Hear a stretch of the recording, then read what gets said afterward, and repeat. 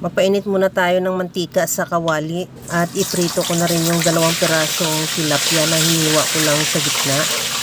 Antayin lang maluto yung kabilang side at saka baliktarin. Pagkaluto, tanggalin din muna sa kawali at ilagay sa bowl at i-set aside. Habang ginagawa ko yan mga kalasa, kung bago ka pa lang sa aking channel, welcome. At huwag kalimutan mag-subscribe at i-click ang bell button para sa mga notification. At kung dati ka pa, welcome back at i-follow mo na rin ako sa aking Facebook page Lasang Pilipina. Sa disim na kawali, tinanggal ko lang yung mantika, lagyan ko na rin ng mainit na tubig. At ilagay ko na yung luya, sibuyas at kamatis. Isunod ko na rin ilagay yung kalabasa. At timplahan ko na rin ng asin at paminta.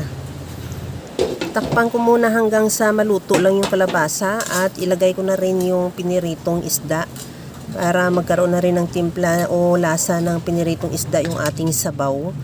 At ilagay ko na rin yung okra. Isunod ko na rin ilagay yung sitaw. Takpan ko muna hanggang sa maluto lang din yung okra at sitaw. At tikman ko na rin yung sabaw kung okay na yung timpla niya. Maglagay ako ng kunting liquid seasoning. Kung ano mang seasoning available sa iyo, pwede.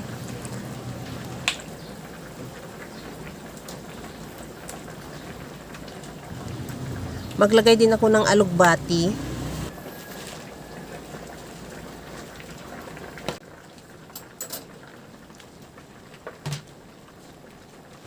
Para mas lalong masustansya yung ating sinabawang piniritong tilapia, lagyan ko rin ng saluyot. At ihalo lang hanggang sa maluto yung saluyot at alugbati. Pagkaluto ng saluyot at alugbati, okay na yan, ready to serve na. Kaya mga kalasa, kung nagustuhan mo yung ating video, please like na lang at pakishare na rin sa inyong mga friends. At kung bago ka pa lang sa aking channel, subscribe na at i-click mo na rin ang bell button para sa mga notification.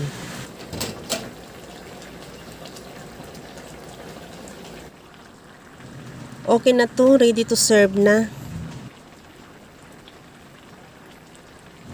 Hanggang sa muli mga kalasa. Thank you for watching. Bye-bye!